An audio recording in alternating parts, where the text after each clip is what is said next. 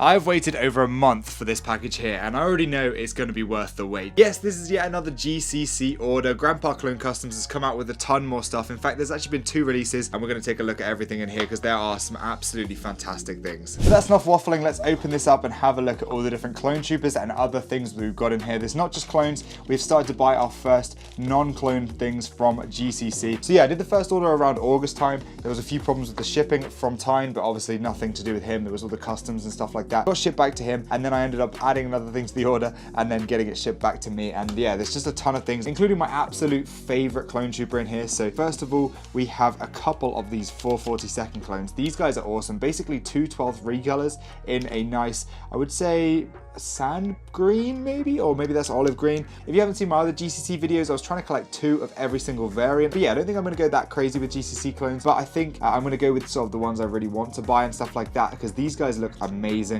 I love the way they look, and yeah, just another solid GCC clone. Moving on to the next clone troopers here, we have Hauser and we have Grey. I've done that in the wrong order. This is Hauser and this is Grey. I'm not 100% sure whether I've got the capes for them, but I did do an order from Cape Cantina, and somewhere over here, there it is. Okay, we've got our capes in here somewhere underneath a load of horses and Lord of the Rings things. I'm hoping I did order a Hauser and a Grey cape, but I might be wrong. Yep, okay, I didn't. Okay, well, that's a shame. I'll have to get those ordered, but these guys look fantastic. They obviously have the printed pauldron on the top, which I'm not a huge fan of, but I guess they're matching the Lego style, so I can't really complain. But with them out the way, we can move into some of my absolute favorites, including, yeah, my favorite clone trooper and probably my favorite GCC print of all time as well. So firstly, we have these Umbra arcs. I don't know why I bought 2 of these. I really thought I was going to only buy 1 of these because they were kind of expensive, and I don't even have any pauldrons to these guys either, so I probably should buy those as well. Maybe I'll resell 1 of these on my Whatnot stream, so let me know if you'd like to buy these. But these guys are seen in Battlefront 2. I always thought their name was Umbra, but it turns out it's Umbra, and I was just pronouncing that wrong. But hopefully they'll be doing all of the different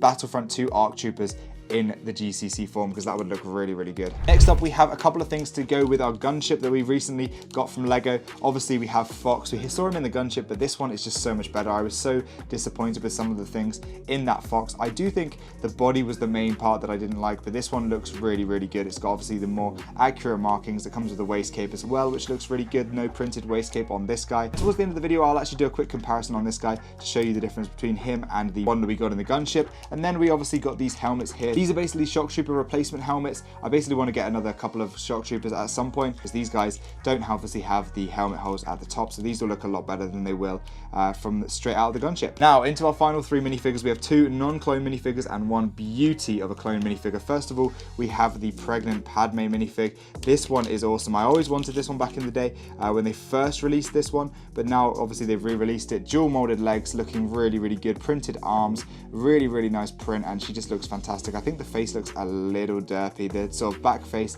is a lot better in my opinion.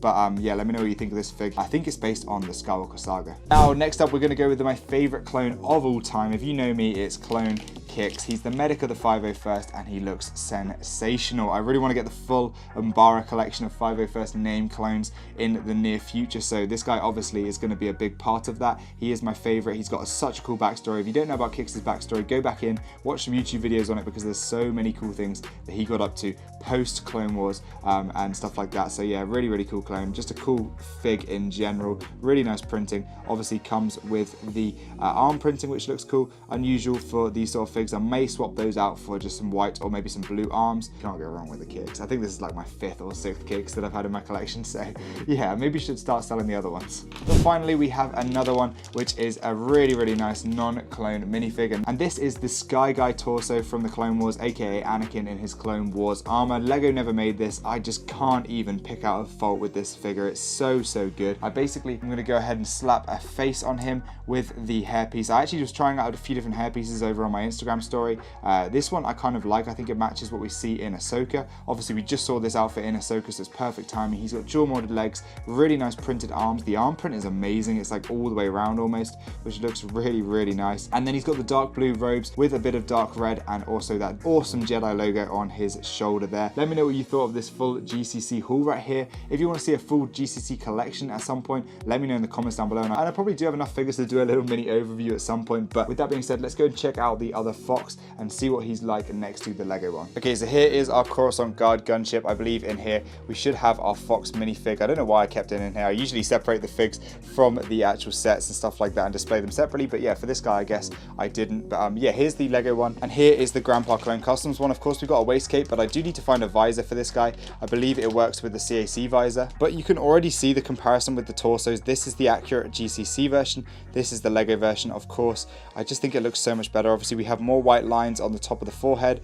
This marking is way thicker, which looks a lot better. Same with the markings around the chin as well, they look a lot more accurate. And then obviously this massive section in the center here of the torso just looks so much better on the GCC version. Even the legs do look better in my opinion. Obviously the only real difference in the legs is that print of the waistcape here, but let's whack on the waistcape and it will look a lot cooler. Obviously we do have arm printing on the GCC version as well, so that's definitely another notable feature. And then of course the helmets are slightly different. We went with a darker grey on the Lego version, and then we've got a lighter grey on the cheeks of the official version as well, but the main difference being that helmet hole. So there's the guy fully decked out with a visor and also the waistcape, and just doesn't that look so much better? Obviously it's only a real minor improvement here and there, but there are differences you can see, and so I think it's worth it, but it depends really whether you want to spend an extra like £30 or whatever. I might end up selling my official Lego Fox, but yeah, definitely a cool upgrade nonetheless. Let's quickly check out what the shock troopers look like without the helmet holes and with those replacement helmets. So here's what they look like before with the helmet holes. Obviously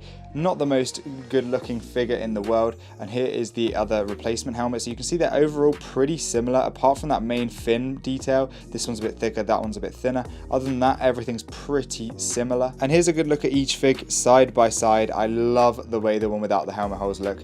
It just really matches your 187th and stuff like that, so that's definitely a huge upgrade there. So let me know what you think of this. Because I'm not buying multiples of these, as in 50 or 60 of these guys, I think I will be replacing all the helmets. With regards to things like the 212th, I just didn't think it was worth it because I would have had to spend probably like another couple of £100 at least to get a full decked out set of these helmets. But as I'm only doing 4 of these guys, I think it's worth it. But let me know what you think of this in the comment section down below. I'd love to hear it. Let me know what you think of the full haul in general. They really keep smashing it, and there's loads more to come, so my wallet is screaming right now, but I think it's well worth it because they just look incredible. Let me know what you think in the comments. Make sure to subscribe to SW Extra, and I'll see you in the next video. Goodbye.